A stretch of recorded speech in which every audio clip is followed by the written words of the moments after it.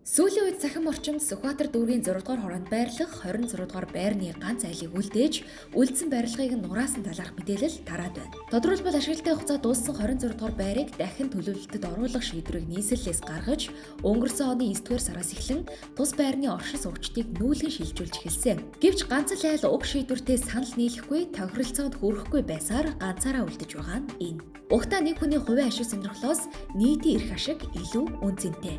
Тус байранд амьдардаг 56 айл нийслэлээс гарсан шийдвэрийг хүлээн зөвшөөрч хэдийнэ байраа суллаж өгсөн байхад иргэн хүрэлцөх ганцаараа тас гүрээсээр байгаач.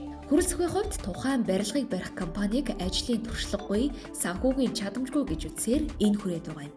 Ганц хүнээс болоод энэ төсөл эхлэх хугацаанаас хойшлсоор барилга нурааж эхэлсэн цагаас хойш нийт 7 сар гацаанд оржээ. Ердөө амьдрах орчноо сайжруулах гэж байгаа нийтийн эрх ашигыг ганц хүн хувийн ашиг сонирхлоороо хохироож байгаа гэсэн үг. Одоогоор 26 дугаар байраа суллаж өгсөн иргэд нийслэлд удаа дараа хандан барилгын ажлаа яаралтай эхлүүлэхээр хүсэлт гаргаад байгаа юм. Гэвч барилга нураах ажил 9 сард эхэлсэн тэр зэгтээ таг гацсан хിവэр байна.